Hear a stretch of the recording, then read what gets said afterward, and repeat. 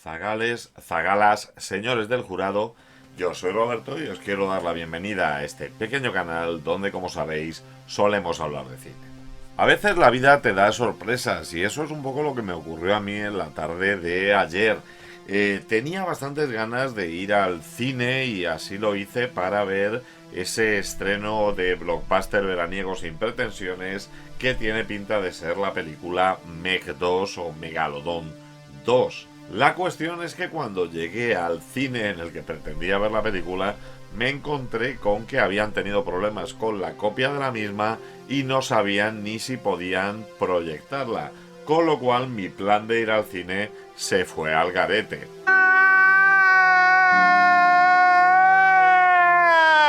Independientemente de aprovechar la tarde como buenamente pude y disfrutar en compañía de mi mujer de un agradable paseo por Madrid, cuando llegué a casa tenía la necesidad de ver una película de tiburones y en Amazon Prime me recomendaron, basado en mis intereses, la película Sky Shark.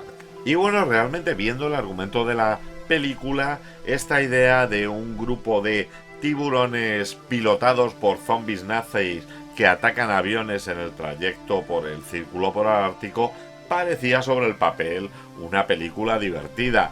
De hecho, cuando veíamos el reparto, pues aparecían por allí caras conocidas como Tony Todd, Kari Hiroyuki Tagawa o incluso Amanda Bee, la chica de la clásica Noche de Miedo de Tom Holland. ¿Qué podía salir mal? La respuesta es todo. Y es que Sky Sharks, esta película alemana del año 2021 dirigida por Mark Fense, es una película horrenda, no tiene guión, las actuaciones son estúpidas, los efectos especiales son un CGI sobre fondo verde que llenan toda la pantalla en todo momento, tiene un argumento inexistente, pero hay que reconocer que las escenas de los ataques de estos tiburones voladores nazis son maravillosas, son súper divertidas y por lo menos no me aburrí durante un rato. De hecho, me hizo pensar en el debate que tuvimos el otro día en el canal de Jesús Ureña en Friquéame Deluxe, en el que hablábamos de la desaparición del formato físico y derivamos en hablar de cómo están desapareciendo incluso películas de las plataformas y pensar si no hay películas que realmente merecen desaparecer de las plataformas. Bueno, algo que no desaparece de por aquí son los mensajes de SAS. ¡Atención! Tenemos dos noticias importantes. Bueno, ya hemos llegado a la cantidad que requeríamos en el crowdfunding. Se llama crowdfunding. Ya tenemos la pasta. Así que... ¡hasta luego! ¿Qué dice usted? Que hombre, que no. Va a ser el último número de dosieres, ¿vale? O sea que si queréis uno, daros prisa porque solo vamos a editar 75. Por el culo tranco. Muchas gracias a todos por haber participado. Gracias. ¡Que tengáis todos un buen verano! Pero bueno, después de esa película sobre squalos zombies y batallas inverosímiles en el aire, la verdad es que me apetece hablar de otra película porque ya sabéis, esto es otro rollo.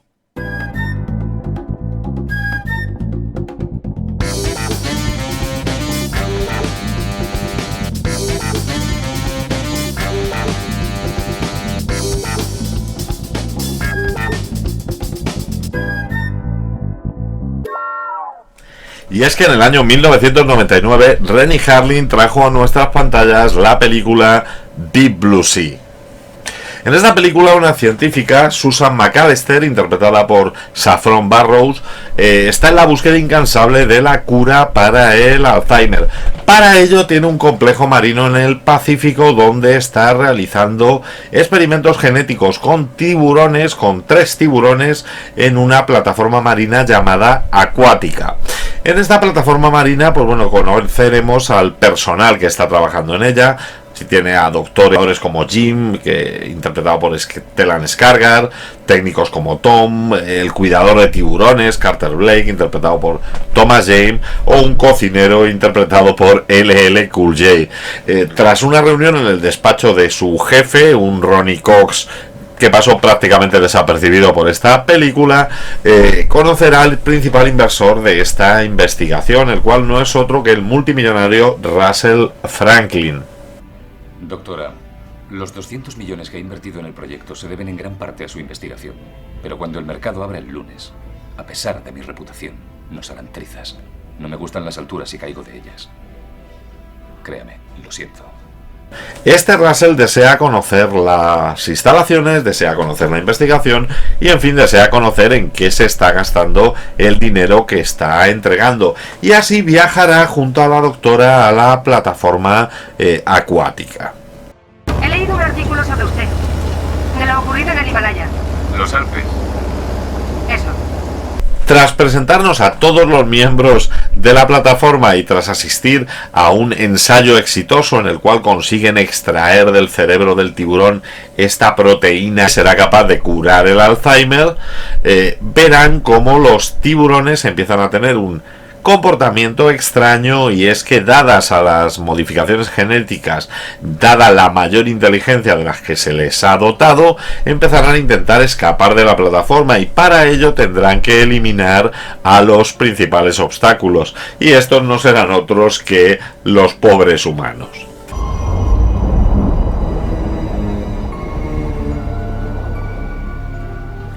Bajo esas aguas cristalinas nadan unos seres monstruosos. A partir de ahí veremos cómo el escaso personal de la plataforma tratará de conseguir salir de la misma, mientras a la vez evitan que los tiburones salgan y sobre todo intentan salir vivos de esta. Estamos aquí, somos los mejores en nuestro campo. Vivir bajo el agua es como vivir en el espacio, no se pueden cometer muchos errores. Es cierto que desde hace mucho tiempo entre los miedos más comunes de los seres humanos están los tiburones, y es que desde que se estrenara la película de Tiburón en el año 75 se han convertido en el objeto de múltiples pesadillas por parte de los chavales. Pero claro, si somos el guionista Duncan Kennedy y siendo unos niños se nos muestra el cadáver de una persona que ha sido atacada por un tiburón, la impresión hará que crezcamos con ese miedo dentro. De hecho, su miedo recurrente era el que se encontraba en un pasillo lleno de agua donde había tiburones que podían leerle la mente. Lo peor es que este no fue el único suceso relacionado con tiburones que tuvo este guionista, porque en un viaje en barco que estaba realizando por la Gran Barrera de Coral hacia la isla de Middle, el barco en el que viajaba casi vuelca por los golpes de un tiburón que merodeaba por la zona. Cuando ya llegó a esa isla, se encontraron una granja que estaba utilizando hormonas de crecimiento genéticamente modificadas para alimentar a las vacas, y donde le advirtieron que las vacas tenían un comportamiento extrañamente agresivo después de tomar estas hormonas. Y bueno, con todas estas experiencias e ideas rondando su cabeza, este guionista australiano escribió la primera versión de lo que sería Deep Blue Sea. Kennedy conoció al productor Joyce Segan, el cual hizo llegar este guión a Lucy Style y Valerie Phillips de la agencia Paradigm, que consiguieron en menos de 2 meses vender el guión a la Warner Bros. En 1994 el equipo de producción, formado por Alan Rich y Tony Ludwig, que habían tenido un moderado éxito con la película Un ratoncito duro de roer, recibieron este guión, el cual les entusiasmó. Además dijeron que era un guión muy bien escrito y que no se había hecho nada así con tiburones desde, obviamente, Tiburón. Durante 2 años estuvieron desarrollando el proyecto en la Warner, pero tenían un problema, que es que creían que la tecnología no les permitiría hacer una buena visión de estos tiburones. La tecnología avanzó y nuestro querido James Cameron de nuevo hizo de las suyas, construyendo unos tanques gigantes en México para albergar el rodaje de Titanic. Así, tras tener los tanques construidos por Cameron y tener los animatrónicos que se habían utilizado en películas como Liberada Willy, Kennedy pensó que se podría llevar ya a cabo esta película. Realizó 3 reescrituras del guión, mientras un baile de guionistas contratados por el estudio iban acudiendo en su ayuda. John Zeman, Simon David Berry, que creó por ejemplo al personaje de Preacher que aparecería en la película final, Michael Frost Wegner, que creó un personaje alcohólico que finalmente no llegó a la pantalla, pero sí ideó el accidente de helicóptero, Peter Briggs, el cual le llevaron pero trabajó muy poco tiempo y salió cuando Renny Harlin Harlin se hizo cargo de la producción. Según Clemington McCarthy Thornton Jr., le llevaron al proyecto para mejorar el guión y su borrador fue el que permitió que se consiguiera la luz verde.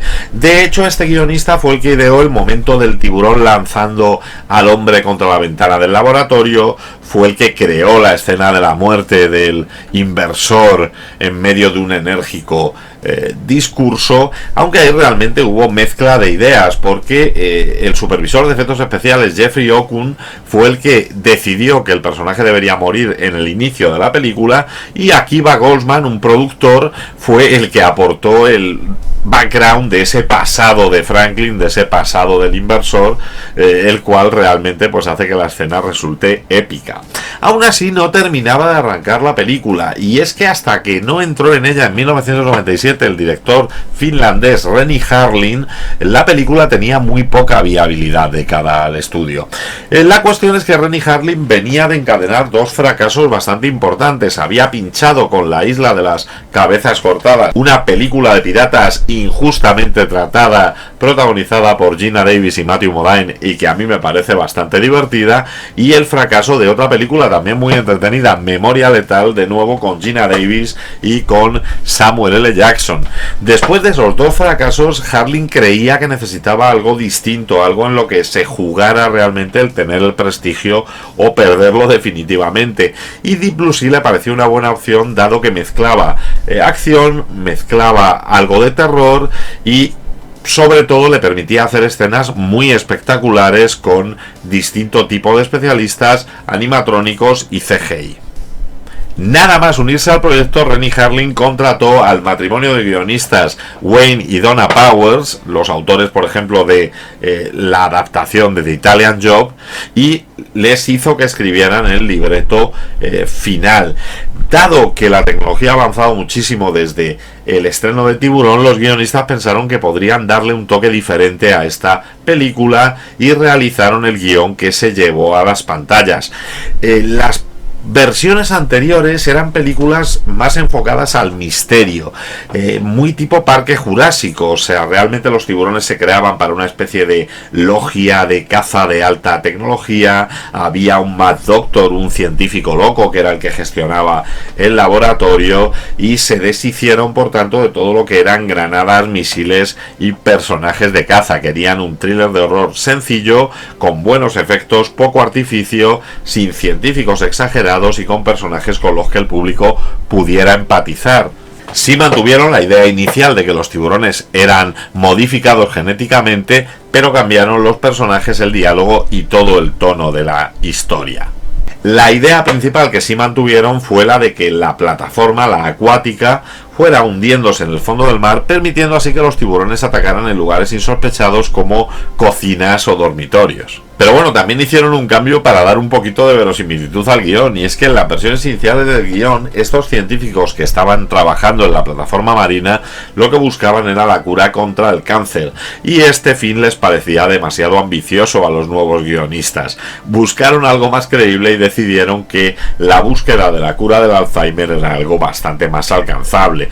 También introdujeron pues determinados cambios en la forma de morir de los personajes, o pues bueno, en la forma en la que eran atacados, como el hecho de que Whitlock pues perdiera un brazo en un ataque de un tiburón. Otro de los guionistas, Charlie Mitchell, también contribuyó al guión, cambiando varias cosas, entre ellas el combinar a dos personajes convirtiéndolos en la doctora Susan McAllister, y también en combinar los personajes de Conrad, un aventurero que moría de manera inesperada, y Brock, el ejecutivo que se convertía en el malo de la función, creando a Franklin, al personaje interpretado por Samuel L. Jackson. Una vez creado este último cambio de guión, la revisión fue realizada por Akiva Goldsman, que no era reconocido como guionista, sino como productor de la película, y tras conseguir el beneplácito de Duncan Kennedy, con quien siempre mantuvieron el contacto, la película estuvo preparada para el siguiente paso. Aunque hubo tantísimos guionistas involucrados en el desarrollo de la historia, únicamente aparecieron acreditados Duncan Kennedy y el matrimonio Powers. Tocaba juntar al reparto, y había algo que Renny Harlin tenía muy claro, y era que no quería estrellas consagradas en esta película, dado que desde su punto de vista todo el mundo sabría, si aparecía un personaje interpretado por Mel Gibson o por Sandra Bullock, que este personaje iba a permanecer hasta el final, que no podría desaparecer de la película. Su idea era que el público pensara que cualquiera de los personajes podía morir en cualquier momento. Así reunió una serie de actores solventes que realmente, pues bueno, tenían buen cartel, que habían participado en películas interesantes, pero que sin embargo no eran grandes conocidos por el gran público. El papel de McAllister le fue ofrecido a Saffron Burrows. En el papel de Carter, de este cuidador de tiburones, se contrató a un solvente Thomas Jane. Entre los secundarios teníamos a Stellan Skarsgård, teníamos a Michael Rapaport, y bueno, el único actor medianamente conocido era Samuel L. Jackson. Una mascarilla, haga. Utilicé una buscando barcos hundidos en la costa de España. Como turista, claro.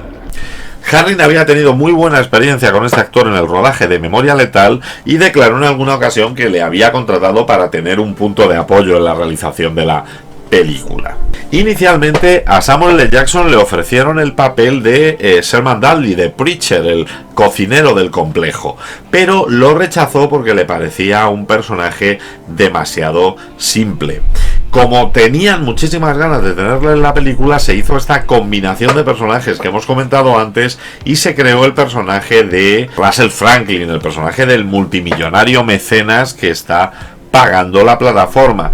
Y lo que realmente convenció al actor para enrolarse en este rodaje fue el hecho de que Renny Harlin le prometió que sería el primero en morir. Aún así se llevó una pequeña decepción, dado que pensaba que iba a ser una participación corta que en un par de semanas habría resuelto, y al final el actor permaneció en el set de rodaje durante un mes y medio, que era mucho más tiempo del que le esperaba. Para el papel del cuidador de tiburones, para el papel de Carter Blake, Thomas Jane se tomó muy en serio su interpretación y estuvo entrenando con cuidadores de tiburones, realizando a lo largo de la película muchas de las escenas de riesgo, incluso nadando con auténticos tiburones. Pero bueno, el entrenamiento con expertos lo hizo también Saffron Burrows, que dado el papel que tenía que interpretar de científica, se pasó mucho tiempo con una científica que estudiaba en la Universidad del Sur de California para saber cómo era realmente el trabajo de una investigadora genética. El papel de Preacher, que en principio le habían ofrecido a Jackson, acabó siendo interpretado por LL Cool J. LL Cool J, el rapero, quería participar en películas y Harlin le había visto y creía que era un tío que tenía mucho carisma, pero que a la vez podía dar unos toques de humor que eran necesarios para rebajar el tono del film. De hecho, se encontró con el rechazo de la Warner, que no quería contratar a este rapero para ese papel y tuvo que presionar un poquito para conseguir contratarle. Usted estuvo atrapado en una luz, ¿verdad? Exacto. Estuve allí. Yo diría que los negros tenemos muchas formas de morir sin tener que escalar una estúpida montaña en mitad de Dios sabe dónde. Debería dejar eso para los blancos, mi hermano. De hecho, este personaje iba a morir al principio de la película. Estaba previsto que fuera una de las primeras víctimas de los tiburones, pero a lo largo del rodaje, su forma de afrontar el papel hizo que le quisieran dar más minutos y al final terminó siendo uno de los personajes que acaba con vida. El resto del reparto, o como podríamos decir, el resto de carnaza para nuestros amigos submarinos, lo compusieron Jacqueline McKenzie en el papel de Janice Higgins, Michael Rapaport como Tom Scoggin, Stellan Skarsgård haciendo de Jim Whitlock, Aida Turturro haciendo de Brenda Kearns, y sí, por si la gente se lo pregunta, son familia, es la prima de John Turturro. Y bueno, curioso es la escena del veterano Ronny Cox, que terminó haciendo una escena corta en un papel sin acreditar, en el que no dice una sola frase, como el jefe del proyecto y el jefe de Franklin, pero es que el papel fue recortado hasta acabar siendo prácticamente un cameo del actor. Con un presupuesto aprobado de $60 millones, el rodaje empezó el 3 de agosto de 1998 y terminó el 5 de noviembre de ese mismo año. La gran mayoría del rodaje tuvo lugar en los estudios Fox Baja, los cuales están en México, en Rosarito, y fueron construidos por James Cameron para llevar a cabo el rodaje de Titanic. Aún así, Harlin fue con un pequeño equipo a las Bahamas para rodar tiburones reales e incorporar ese metraje a la película. Como toda película marina, el rodaje de Deep Blue Sea no fue un rodaje fácil. De hecho, Harlin dijo que era la película más dura de su carrera, y un director que había sido capaz de rodar La Jungla 2, Alerta Roja y La Isla de las Cabezas Cortadas, desde luego ya tenía cierta experiencia en rodajes difíciles. El problema, él mismo dijo, que era que todo era agua, que 80 días de rodajes estaban o en el agua o debajo del agua, y esto no era fácil para el equipo. Todo debía hacerse de plástico, los documentos eran de plástico, algunos elementos del decorado flotaban y cambiaban de sitio, lo cual hacía que se tuvieran errores de continuidad, y en otros momentos había objetos que de repente se hundían y desaparecían del plano, lo cual era algo bastante complejo para él.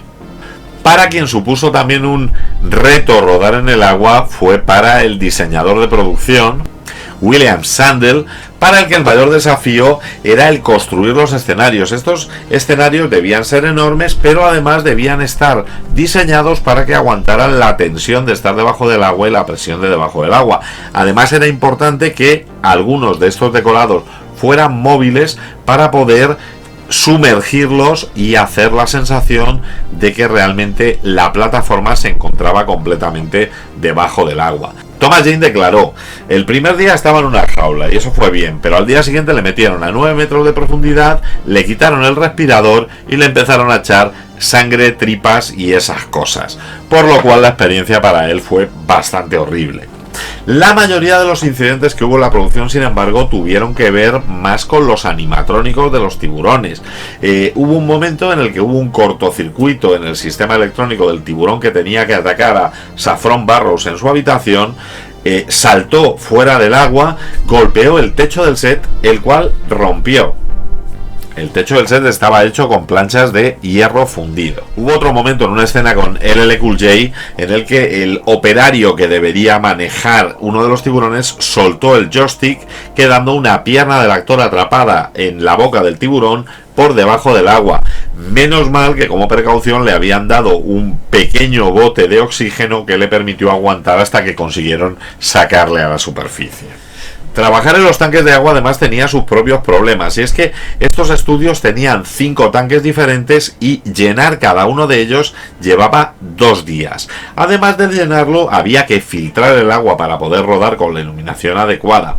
Había veces en las que se llenaba todo un set y de repente se daban cuenta de que habían sumergido parte del set que debía ser utilizada. Esto ocurrió, por ejemplo, en la escena en el horno. Cuando hicieron el primer intento de rodar esta escena, se pasaron soltando agua, taparon el horno. Esto implicaba que había 2 formas de solucionarlo. Una de ellas era vaciar el agua del tanque y volver a llenarlo hasta el nivel adecuado. Pero la segunda, mucho más rápida, fue mandar a unos buzos a que colocaran unas plataformas debajo del horno para así subirlo de nivel y poder continuar con el rodaje. Uno de los momentos más complicados técnicamente de la película fue el momento en el que un tiburón rompe el cristal de la sala en la que se encuentran los protagonistas, la cual se inunda, porque esto se hizo realmente con el set en tamaño real, y cada vez que rompían el cristal, los actores tenían que salir corriendo realmente de 80 toneladas de agua que se les venían encima.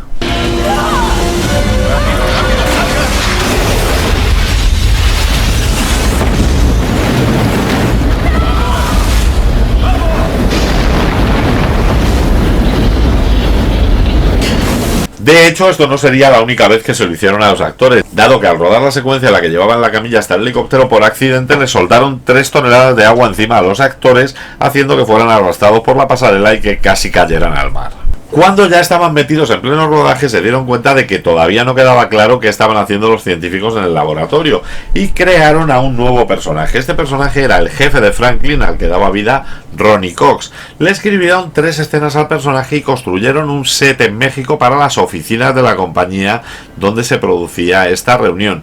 Las escenas se grabaron, pero cuando editaron la película creían que era una escena demasiado larga que quitaba ritmo y eliminaron todo el metraje, dejando únicamente una escena que se convirtió en el extraño cameo que comentábamos antes. Deep Blue Sea hace gala de unos efectos especiales espectaculares. De hecho, es la primera película que mostró a los tiburones de maneras inimaginables. Se usaron animatrónicos, se usaron tiburones creados digitalmente y también tomas de tiburones reales. Hubo 11 compañías de efectos visuales trabajando en los 432 planos que tenían trucos en la película. Además, tuvieron que crear olas gigantes de hasta 6 metros para que golpearan contra la base. Y crearon un software especial que modificaba el aspecto de los tiburones para que estos parecieran más malvados y para meter más sangre y más carnaza en las secuencias violentas. Dado que cuando utilizaban pinturas sobre el agua de los tanques, les suponía unos problemas de, por un lado, visualización en el rodaje y por otro, tener que vaciar el tanque para poder rodar de nuevo. Al final, toda la sangre vísceras se hizo digitalmente y se añadió en postproducción. Todos estos efectos de CGI fueron realizados por la compañía de Lucas, por la Industrial Light and Magic. Otras compañías que trabajaron fueron la Hammerhead Production, que realizó planos de tiburones digitales, Grant McCune Design, que diseñó las miniaturas, WM Creations, que crearon los efectos de maquillaje y todo lo que eran prótesis, y Edge Innovation, con Walt Conti a la cabeza, que fue quien creó los animatrónicos de los tiburones. De hecho, Conti recibió el guión 2 años y medio antes de que se rodara la película y tardó 8 meses en crear estos tiburones animatrónicos. Construyeron 4 tiburones y medios, 3 que medían 4 metros y medio y cerca de 1000 kilos para ser los más pequeños, y parte del que sería más grande de 7 metros y medio y unos 3.500 kilos. Conti tuvo a 70 especialistas trabajando con él para crear estos tiburones. Quizá la escena más famosa que fue rodada con animatrónicos fue la de la muerte de Janis, que se hizo mediante una programación del ordenador para que el tiburón hiciera siempre el mismo movimiento coreografiado con el movimiento que realizara la actriz. Pero la cuestión era que como la escena empezaba debajo del agua, la actriz tuvo que estar muchísimo tiempo sumergida con buzos dándola oxígeno hasta que todo estaba preparado y podían empezar la secuencia del tiburón. Así, el programa hacía que el tiburón la sacara del agua por un instante, la volviera a meter debajo del agua, teniendo que repetir esta escena durante innumerables veces.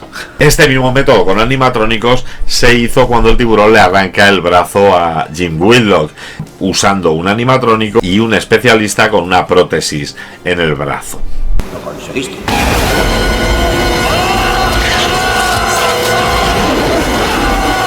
Para el momento en que el helicóptero explota se utilizaron una combinación de varios tipos de efecto. Por una parte se usaron planos reales de un helicóptero real, por otra parte una miniatura de helicóptero chocando contra una maqueta de la base marina, y en postproducción se añadieron los escombros, la lluvia, las olas y una segunda explosión.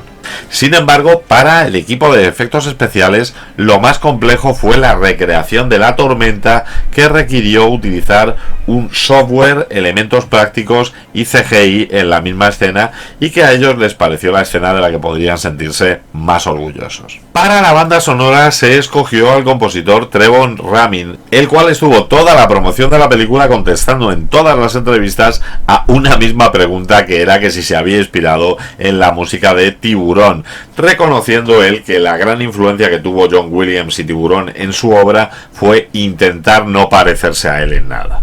Así, en el mes de marzo, después de un primer pase de prueba con público, se encontraron con un extraño efecto. Y es que Harlin se dio cuenta de que para ellos la doctora era la heroína de la película, y de hecho el final original de la película mostraba cómo era la doctora quien eliminaba al último tiburón, quien le disparaba el arpón al último tiburón. El problema es que para la gente que veía la película, para el público en general, la doctora era la villana. Llegaron a recibir tarjetas de este público de prueba en la que ponía directamente "matad a la zorra". Dada esta tensión del público, Harlin decidió rodar un nuevo final, y este nuevo final se tuvo que rodar a tan solo un mes del estreno de la película. No se podía hacer un gran reshoot, pero a Harlin se le ocurrió pues que la doctora fuera comida por los tiburones y que fuera Preacher el que disparara el arpón. Y lo curioso es que el personaje que iba a morir en primer lugar y que nadie quería en la película se acabó convirtiendo así en el héroe de la historia. hora de la muerte no temeré ningún desastre, porque tú estás conmigo. Tu vara y tu báculo me consuelan, tu bondad y tu lealtad me acompañan todos los días de mi vida. Porque llevo un gran bastón y soy el cabrón más duro de pelar de este valle. Tan solo se necesitó un día de rodaje para cambiar el final de la película. Lo rodaron en un tanque de agua mucho más pequeño que los de Rosarito, en el tanque de agua de Universal Studios, y crearon efectos visuales para meter a los tiburones y borrar a Saffron Burrows de las escenas ya preparadas. Con esto, de hecho, la película estaba lista para su estreno, y hay que reconocer que Warner no había puesto un gran esfuerzo en la promoción de esta película. Pensaban que iba a ser una película que va a tener un resultado más o menos regular y no metieron dinero en la promoción. Se demostró que esto podría haber sido un gran error y que esta película, con una campaña publicitaria en condiciones, podría haberse convertido en el blockbuster que estaban necesitando. Se estrenó el 30 de julio de 1999 en 2.854 cines, y en la semana de su estreno recaudó 18,6 millones, siendo la tercera película de las listas norteamericanas. El segundo fin de semana volvió a recaudar 11 millones de dólares, siendo la quinta. ¿Qué tenía por delante? Pues El Sexto Sentido, El Proyecto de la Bruja de Blair, Novia a la fuga y el caso Thomas Crown. Deep Blue Sea recaudó finalmente 73,7 millones en Estados Unidos y 91,4 millones en el mercado internacional, con lo cual terminó recaudando 165 millones de dólares en todo el mundo. En Rotten Tomatoes la película tiene una clasificación del 60% por parte de la crítica, con tan solo un 30% por parte del público. En IMDb la película tiene una clasificación de un 5,9 sobre 10. Tenían un aprobado justito, y además la crítica estuvo muy dividida. Algunos críticos, como Roger Ebert, dijeron que era un thriller muy enfocado a la acción, que llegaba donde podía llegar, y le llegó a dar hasta 3 sobre 4 estrellas, incluso felicitándose a algunos críticos del regreso de Renny Harlin a lo que sabía hacer bien después de la decepción que había sido Memoria Letal. Sin embargo, por ejemplo, el crítico del New York Times decía que era una especie de Titanic cutre en el que no había ni romanticismo ni historia. O el Chicago Tribune, que no hacía más que decir que era una especie de mala copia de Parque Jurásico. Lo más curioso es que una de las cosas más admiradas de esta película, y que todos los críticos defendieron, fue la actuación de LL Cool J. El 7 de diciembre de 1999 la película fue lanzada en DVD por la Warner, y en esta edición en DVD, aparte de los comentarios de Renny Harlin y Samuel L. Jackson comentando características técnicas, efectos especiales y un poco de desarrollo del rodaje de la película, se incluyeron 5 escenas eliminadas del montaje original. Las escenas tampoco son demasiado llamativas. Tenemos una escena en la que la doctora le da un discurso a los asistentes agradeciéndoles su trabajo en la plataforma, otra en la que pues se ve claramente que Janice y Whitlock tienen una relación romántica, y de hecho Janice le cuenta a Jim que va a tener un hijo. Esta escena además Harlin reconoció que la eliminó porque le parecía demasiado feo matar a una mujer embarazada. Otra pequeña escena de Preacher, del cocinero, huyendo de los tiburones por un pasillo.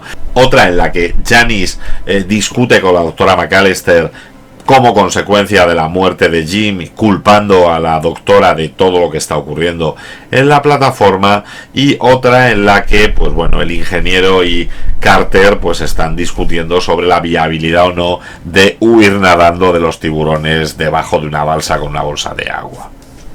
En cuanto a curiosidades, las tenemos variadas. Por ejemplo, la matrícula que se le quita al primer tiburón al inicio de la película es la misma que se saca del tiburón tigre en la película Tiburón del 75. También hay varias referencias a Finlandia, la tierra natal de Renny Harlin. En la habitación de Janice hay una bandera de Finlandia. En la pizarra de la cocina se supone que van a cocinar panqueques finlandeses. Se menciona la ciudad de Helsinki, y de hecho se ve también una botella de vodka en la que la marca es Finlandia.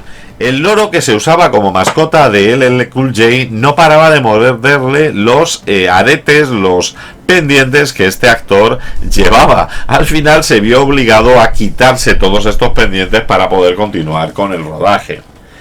Renny Harlin tiene un cameo en la película y es en la escena en la que se ve como los trabajadores de la plataforma vuelven a casa para el fin de semana. En ese momento él estaba en el rodaje con su novia, la novia le dijo que por qué no salían en medio de la película en plan de broma, hicieron esta toma despidiéndose de los protagonistas mientras montan en el barco y les pareció que era curioso y lo dejaron en el montaje final.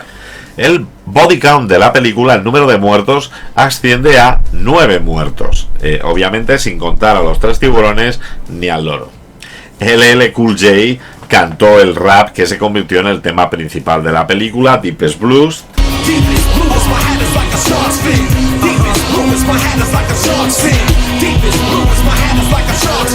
Y bueno, el gran maestro Stephen King fue la primera película que vio cuando salió del coma después del accidente de tráfico brutal y declaró que disfrutó cada minuto de su visionado.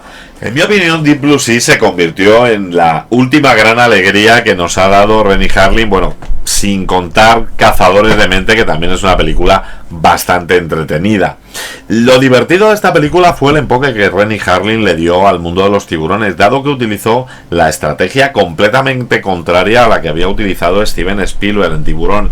En esta película vamos a estar viendo a los tiburones desde el principio de la película, no se nos va a ocultar su presencia ni su peligro en ningún momento, y así tenemos movimientos y acciones hechas por los tiburones que no habíamos visto hasta entonces en ningún sitio. Además, situándonos estas acciones en lugares inverosímiles como una cocina o como un pasillo. Y esto, que parece absurdo, funciona en esta película. Evita repetir la fórmula que ya triunfó, le da su propia personalidad y nos muestra una película que le da otra forma de plantear el terror.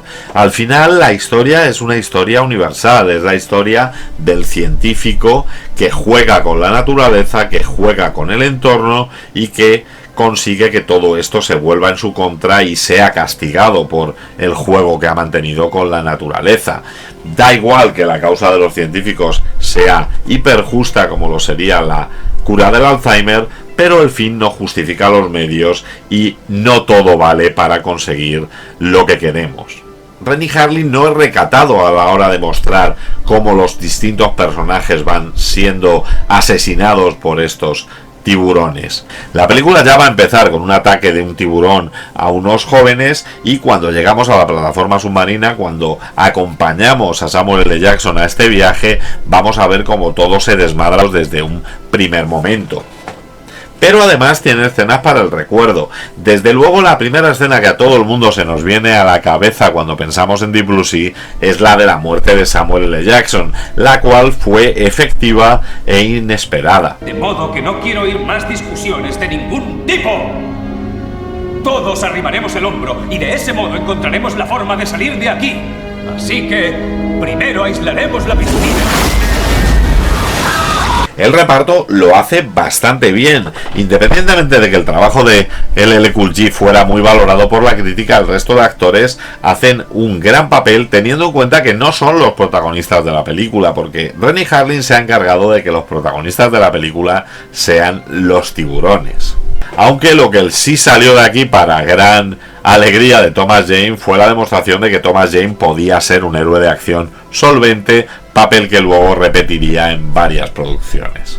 Los efectos especiales son muy buenos, la película no ha envejecido mal, si bien es cierto que hay algunos planos de CGI que, vistos desde nuestra perspectiva actual, quedan un poquillo reguleros, pero es cierto que se nota que pusieron cada dólar del presupuesto al servicio de contar la historia. Al final tenemos una película mezcla de acción y terror, dirigida bastante bien por Renny Harlin, no demasiado larga, estamos hablando de una película de 105 minutos que se pasan volando, y quizás podríamos estar hablando de que es una de las mejores películas de tiburones después del maravilloso Tiburón de Spielberg. Y bueno, zagales, ¿a vosotros qué os parece Deep Blue Sea? ¿Es una película más de tiburones o merece estar en el podium junto a Tiburón y al último escualo? El Tiburón 3 bueno. Dejadme vuestra opinión en la caja de comentarios. Si os ha gustado el vídeo, dadle al like, suscribíos al canal para más contenido como este, y no dudéis en pasar por la sección Canales que me enrollan dentro de mi canal, donde encontraréis a compañeros que hablan de cine, incluso a veces mejor que yo. Y como siempre digo, parafraseando a Typical, en el próximo programa, hablaremos del gobierno. Muy bien, amigos, se acaba la semana, los domingos por la tarde aquí partimos pana. ¿Te lo has pasado bien? ¿Aún te quedan ganas? Roberto te cuenta más movidas raras. Esto es otro rollo, ahora a la cama, a dormir, a ver cine o haz lo que hagas. Dentro de 7 días otra pasada con más pelis guapas para analizarlas. Esto es otro rollo, verano, invierno. Esto es otro rollo, aquí siempre despierto. Esto es otro rollo, lo estás sintiendo. La semana que viene hablaremos del gobierno.